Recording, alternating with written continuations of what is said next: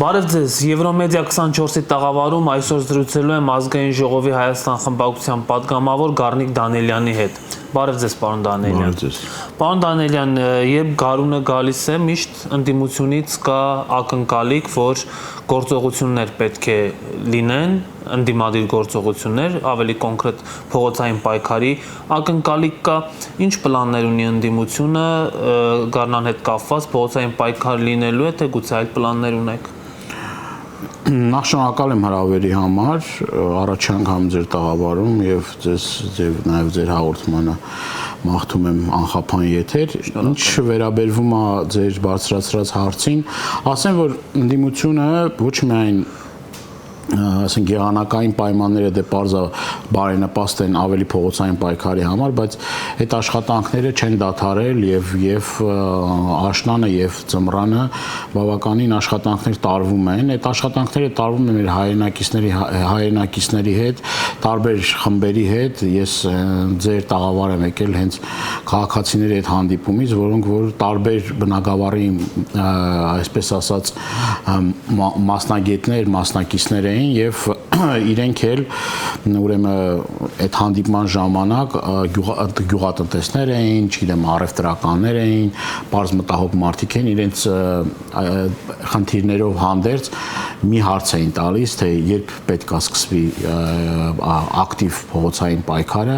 եւ ի վերջո այս իշխանություններին երբ պետք է հեռացնենք եւ դա կարծում եմ մեր ժողովրդի թիվ 1 այսպես ասած օրակարգի հարցն է իշխանափոխության եւ կարծում եմ, որ առաջիկա ամիսները մեր համար կարևոր ամիսներ են լինելու եւ այդ առումով ընդդիմությունը որոշակի անելիքներ ունի եւ այդ ուղղությամբ աշխատում է։ Փողոցային պայքար ակնկալենք։ Այո։ Թվում է, թե ընդդիմությունը պետք է կոնսոլիդանա, միասնական լինի, բայց վերջին շրջանում պառակտվածություն է նկատվում, երկրորդ նախագահի կողմնակիցները մեղադրում են երրորդ նախագահին, երրորդ նախագահի կողմնակիցները երկրորդ նախագահին, դուք Բագրատ Սրբազանի հետ այդ միավորող մարդկանցից եք եղել, հա, ընդդիմության, ինչպես եք վերաբերվում այս պառակտումներին։ Ես բազմաթիվ անգամներ իմ հարցազրույցների մեջ ասել եմ, որ այս իրավիճակում, որ մենք հայտնվել ենք, երբ որ մենք տեսնում ենք, որ Ադրբեջանից արդեն պահանջներ կան Հայաստանում ակտիվ այն մասնակիցներին, որոնք որ Արցախյան պատերազմի ժամանակ ակտիվ դերակատարություն են ունեցել այդ մարդկանց Ադրբեջանի բանտում պահելու եւ գիտեք այդ մարդիկ ովքեր են Արցախի առաջին պատերազմի ակտիվ դերակատարները եւ այս իրավիճակում ես միշտ ասել եմ եւ նաեւ իմ տարբեր եթերների ժամանակ բարձրաձայնել եմ այն իմ մտահոգությունները, որ կա ընդդիմադիր տարբեր ուժերի, տարբեր գործիչների խոսույթի հետ կապված։ Ինձ էլ են թիրախավորել, մասնավորաբար թիրախավորել են նրա համար, որ ես ասել եմ, որ պետք է միասնական ուժերով հանդերձ գանք, ուժերը մեկտեղ ենք։ Հետո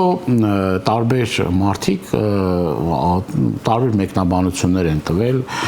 եւ այդ մեկնաբանությունները ինձ համար անընդունելի են։ Այսինքն, երբ որ ես միջև այս process-ները որ կային, որ դուք ձեր մատնանշեցիք, երբ որ ասում ես, որ այս իրավիճակում անհրաժեշտ է միասնական օրակարգով, քանի որ բոլորը ասում են, որ Նիկոլ Փաշինյանին պետք է հեռացնեն, եւ ասում են օրակարգ չկա։ Օրակարգ հենց Նիկոլ Փաշինյանին հեռացնելն է, եւ Նիկոլ Փաշինյանին հեռացման գործով դուք ճիշտ նշեցիք, Սրբազան պայքարի շրջանակներում մենք շատ մարդկանց կարողացել ենք միավորել, տարբեր հայացքներ ունեցող, տարբեր ժամանակահատվածում հենց անձամբ ինչ թիրախավորված քաղաքական գործիչների եւ նաեւ կուսակցությունների ձեռք ենք մեկնել, ասել ենք, որ այն իրավիճակում, որ հայտնվել ենք մենք հիմա, շատ կարեւոր է, որպեսզի միասնականություն դրսեւորենք։ Եվ ես մնում եմ այն կարծիքին, որ այս իրավիճակում ինչու որ հայտնվել ենք մենք, անհրաժեշտ է բոլոր կարող ուժերի կոնսոլիդացիան, միաբանությունը եւ մենք պատերազմից 5 պակաս ենք։ Մենք տեսնում ենք մեր շուրջը ինչա կատարվում։ Մենք տեսնում ենք, որ Բաքվի բանտում գտնվող մեր հայրենակիցները ինչպիսի ուրեմն ահազանգ են հնչեցնում։ Ռուբեն Վարդանյանի ձայնագրությունը մեր բոլորիս համար պետքա լիներ այն վերջին, այն որ ասում է ազդակը, որ դրանից հետո մենք պետքա ավելի, այսպես ասած, ավելի շատ մտածեինք այն հարցի շուրջը, որի մասին բարձրաձայնում էր Ռուբեն Վարդանյանը եւ մնացածը Բաքվի բանտերում։ Այսինքն Ադրբեջանը չի դադարել իր նկարտումներից, որ Հայաստանը դարձնի այսպես Ադրբեջանի մի մաս, դրա մասին պարզասումը, մենք ստեղ շատ անելիքներ ունենք։ Հիմա բաց է մնում հարցը, պարոն Դանիելյան, թե ով է բերել Նիկոլ Փաշինյանին, հիմնական մեղադրանքը ընդդիմության մեջ հենց դա է, հա, ով է բերել Նիկոլ Փաշինյանին, եւ Նիկոլ Փաշինյանը օրերս մի գրառում կատարեց, ասելով, որ իրեն ժողովուրդն է բերել։ Ձեր կարծիքով իրոք Նիկոլ Փաշինյանին ժողովուրդն է բերել, թե նա որևէ ուժի կողմից է բերվել իշխանության եւ ինչ պետք է անել Նիկոլ Փաշինյանին իշխանությունից հեռացնելու համար։ Տեսեք, ես այն կարծիքին չեմ, որ պետքա մենք մեղադրենք ժողովրդին տարբեր մարդկանց իշխանության բերելու, խնդիրներն ու խնդիրները ժողովրդի վրա բարթելու։ Կուսակցությունները, քաղաքական գործիչները հենց դրա համար են, որպեսզի այնպես անեն, որ նախ Նիկոլ Փաշինյանի նման չարիքը չլինի իշխանության, եւ երկրորդը ժողովրդի վստահությունը շահել է պետք։ Ժողովրդի խնդիրներով, խնդիրներով ամեն օր ապրել է պետք։ Եվ մեր նորանկախ պետության այս 30 ավել տարվա պատմության մեջ մենք շատ մեծ խնդիրներ ենք ունեցել տարբեր իշխանությունների կողմից,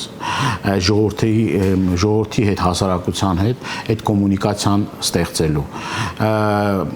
Խմբեր են եղել, մարդիկ են եղել, արդարացիորեն մնացել են մենակ իրենց խնդիրների առաջ եւ լսելի չեն եղել։ Դա խնդիրները, խնդիրները, որ միշտ ա եղել տարբեր իշխանությունների ժամանակ։ Հիմա Նիկոլ Փաշինյանի իշխանության ժամանակ եկել է իշխանության 18 թվականին հայտարարելով, որ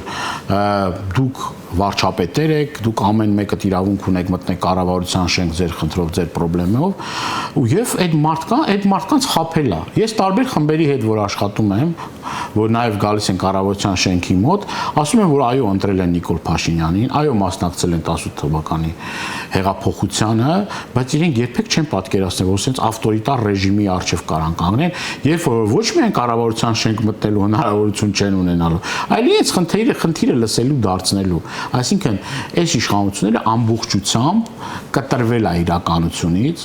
այսինքն իշխանությունը մենակ Նիկոլ Փաշինյանով չի պայմանավորված, նաև իր թիմով է, չէ՞։ Մենք միշտ ասում ենք, չէ՞, այս կամ այն իշխանության ղեկին կանգնած մարդը, կարևոր է այդ ղեկին կանգնած մարդով, բայց նաև այդ թիմը որ կա, որ հենց որ արդեն կտրվում է իրականությունից, երբ որ զբաղվում է արդեն իր համար ժողովրդի խնդիրը, խնդիրները կարևոր չեն, կարևոր իր գրպանը լցնելն է, կարևորը թալանելն է, ու մի թալանի կողոպուտի մասշտաբները հասել են աշխանի, որ ոչ թե կանխիկ գումարով այդ թալանը կատարվում, ասում բիթքոիններով է եւ այլով։ Հիմա ժողովուրդը խաբված վիճակի մեջ է, հիմա ժողովուրդը մասնակցել է, շատ ժամանակ ընտրել է, վստահության քվեն տվել է, բայց խաբված վիճակի մեջ է։ Եվ հիմա այդ պատասխանատվությունը նորից էլի ասել, որ ժողովուրդն է մեղավոր, չէ, ինձնից սկսած, ես ինձնից ասեմ, որ ոչ մեկ, ես մեղավոր եմ, որ այս վիճակը որ կա։ Ես մեղավոր եմ, որ ինձնից կախված ամեն ինչ չեմ արել կամ թերի եմ արել, որ Նիկոլ Փաշինյանը միջև հիմա իշխանության ղեկին է։ Ես ուզում եմ ներողություն խնդրել իմ բոլոր այն հայրենակիցներից, թե սրբազան պայքարի շրջանակներում, թե այլ պայքարների շրջանակում, որովհետև ես նաև առաջնորդողներից մեկն եմ եղել կամ, չգիտեմ, առաջի գծում եմ եղել, որ չեն կարողացել այնպես անել, որ իշխանությունները հեռանան։ Եվ եթե այդ պատասխանատվությունը ես իմ մեջ չգտնեմ, եթե չմտածեմ, որ ես կարող անեի այս եւ չեմ արել դրա համար չի ստացվել, որովհետեւ մի բան չի ստացվելու, հավատացեք։ Իհարկե կան էլի պատճառներ աշխարհաքաղաքական, նաև թուրք-ադրբեջանական տանդեմը բացահայտ աջակցություն է իշխանություններին, նաև ինչու՞ չէ,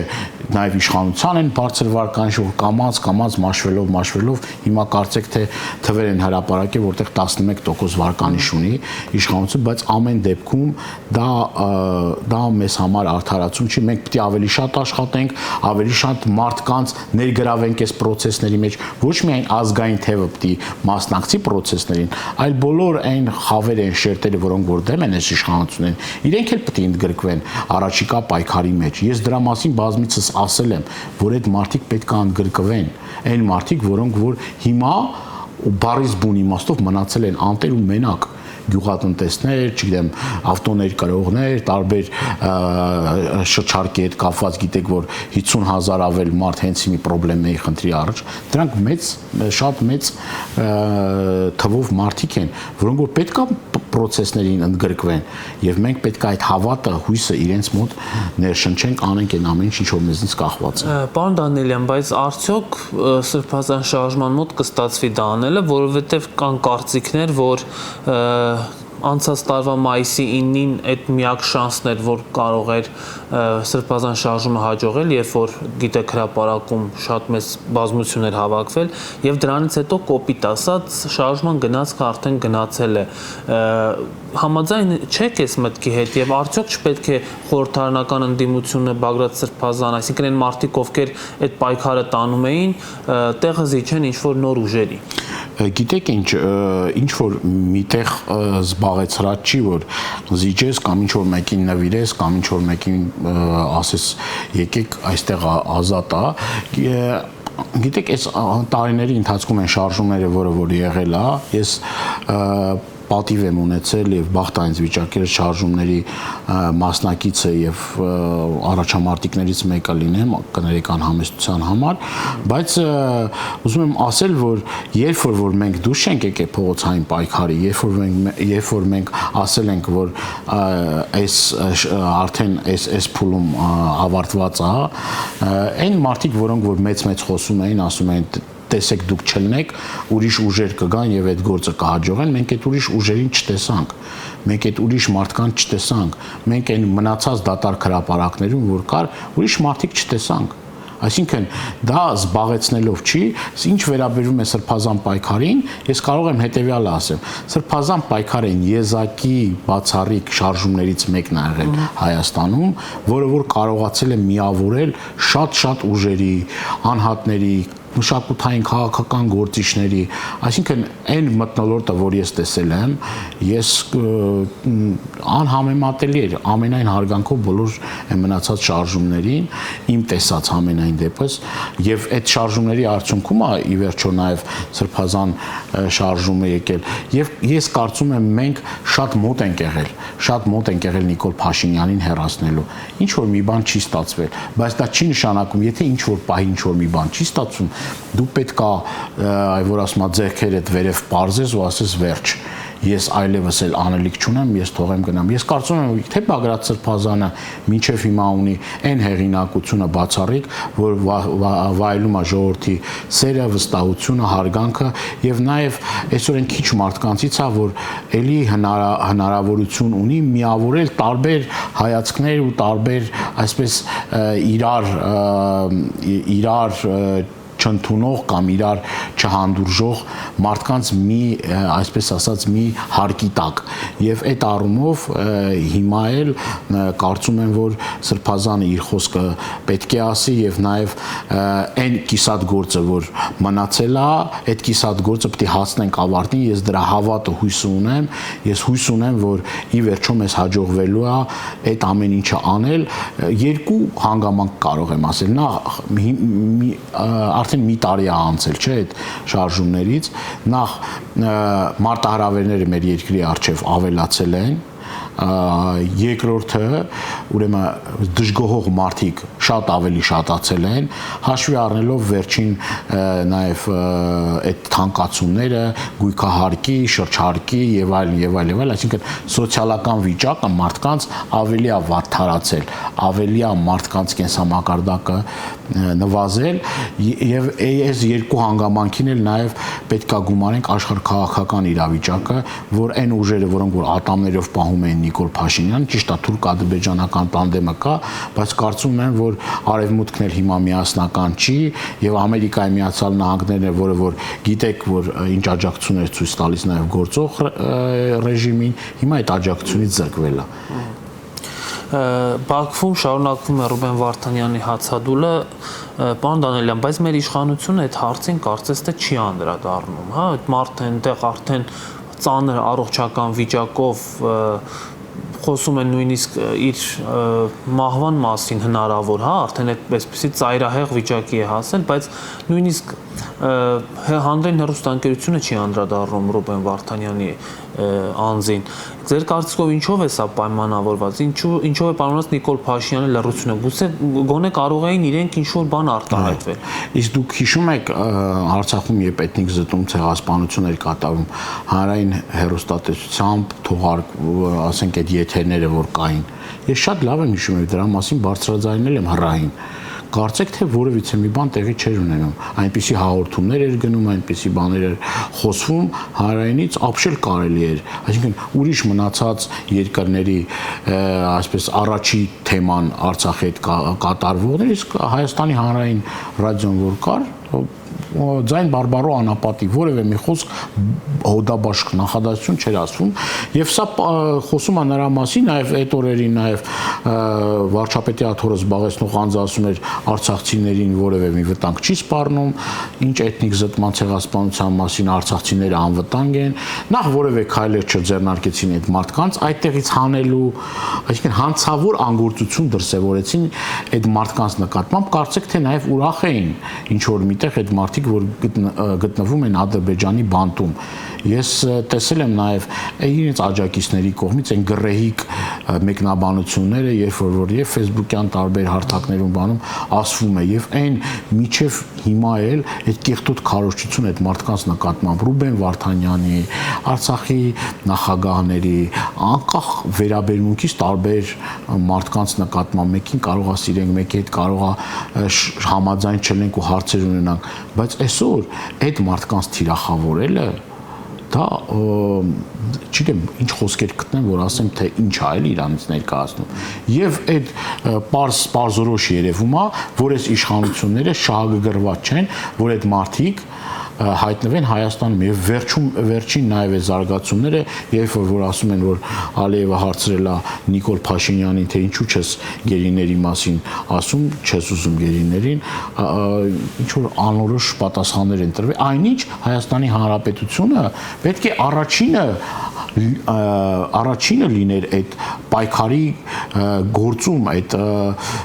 հիմա մենք տեսնում ենք որ ընդհանրապես շահագրգռվածություն չկա որ այդ դրա մասին նաև Վլադիմիր Պուտինն էլ է հայտարարել նաև միջազգային հարթակներում հիմա տեսնում եք որ այդ հայցերը որ կան միջազգային դատարաններում բանում հետ քաշման ասում են որ բա գիտեք Հռոմի ստատուտ ընդունեք այդ ուրեմն մենք դատի ենք տալու Ալիևին պատասխանատվության են կանչել ում կանչեցին պատասխանատու ոչ մեկի Եվ տեսնում ենք, որ թե արտգործնախարարությունը, թե իշխող կուսակցության տարբեր պաշտոնյաներ, որ կան, մատը մատին չեն տալիս, հակառակը թիրախավորում են այդ մարդկանց, ամենակեղտոտ քարոզչությունն են անում եւ իրենց համար որոշ նաեւ մարդկանցից լսում ես աբսուրդային մի բան, որ այդ մարդկանց պայմանները ասում է բան է, լավ պայմաններում են։ Հա, Արտակ Զեյնալյանն էր ասել։ Այսինքն ոնց կարելի է նման բան ասել։ Ոնց կարելի է նման բան ասել։ Ես ոչ մի հայ մարդու չեմ ցանկանում, որ Ադրբեջանի բանտում 1 րոպե էլ մնա, անկախ այդ մարդը չգիտեմ, ինչ է արել կամ ինչ է ասել։ Բայց եթե հայ մարդը կարող ասել, որ Բաքվի պայմանների բանտում լավ են, ես կուզեմ ընդամենը մի քանի ժամ այդ մարդը այդտեղ հայտնվի եւ այդ արտահայտում, ընդամենը մի քանի ժամ շատ չէ, որ հասկանա, որ դա ինչ է նշանակում։ երբ որ մարդիկ խոշտանգվում են բարից բուն իմաստով, տեսնում եք այս մարդկանց դեմքերը, այս մարդկանց տեսքը գերիվարվելուց առաջ ու հետո, մենք տեսնում ենք, որ ակնհայտ խոշտանգումների են ենթարկվում այդ մարդիկ։ Մենք տեսնում ենք այդ մարդկանց իրավունքները ոնց են խախտվում Բաքվի բանտում։ Այդ մարդիկ այդտեղ չպետք է լինեին։ Եվ մեր ամբողջ օրը մեր ուշքն ու միտքը պետք է լինեին այդ մարդիկ ինչ անենք, որ այս մարդիկ օր առաջ ազատվեն։ Ակցիաներ, չգիտեմ, բողոքի տարբեր դրսևորումներ անենք աշխարհով մեկ։ Ճիշտ է, անում է կոնկրետ հայ հեղափոխական դաշնակցությունը տարբեր երկրներում ակցիաներ, նաև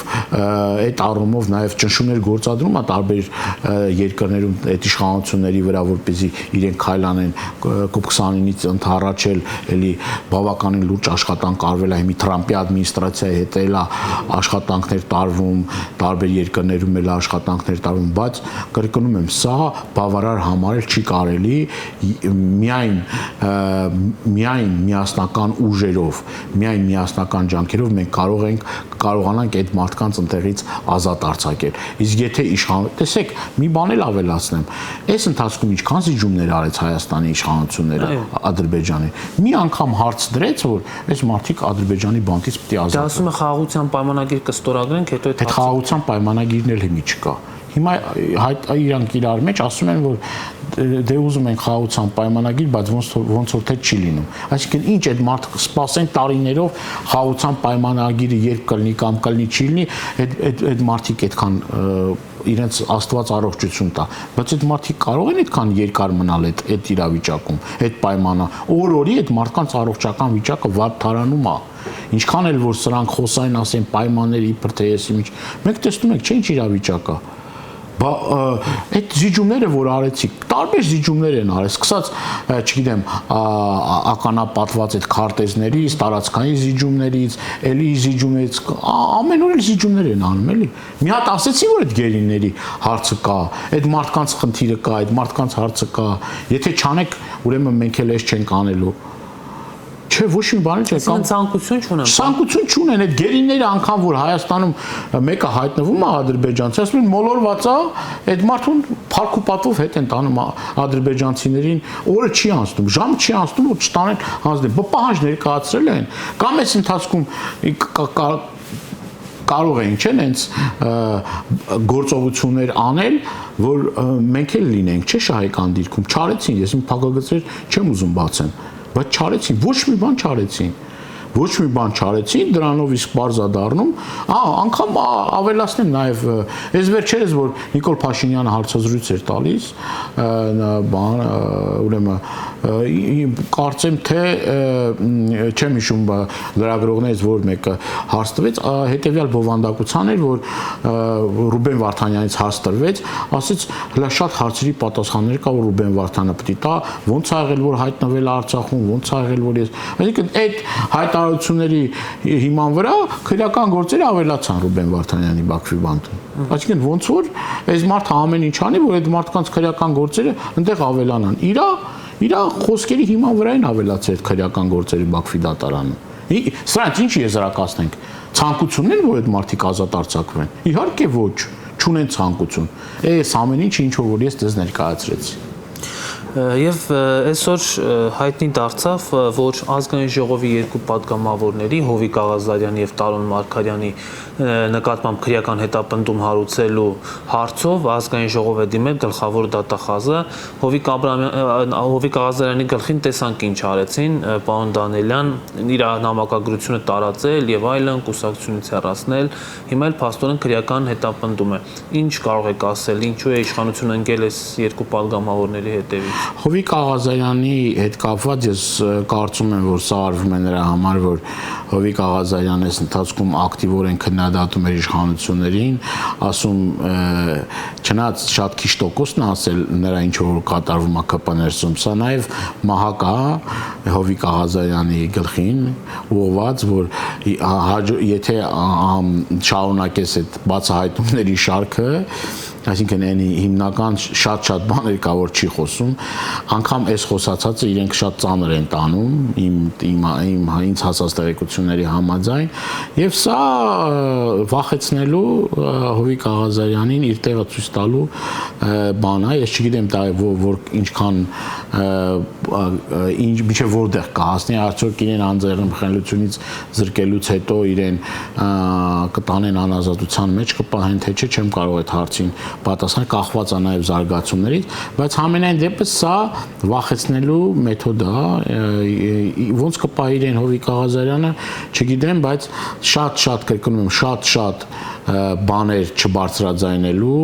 չասելու համարել է այդ թվում նաև այս գործը եւ ինչ վերաբերվում է նաեւ Տարոն Մարգարյանին, մենք գիտենք, որ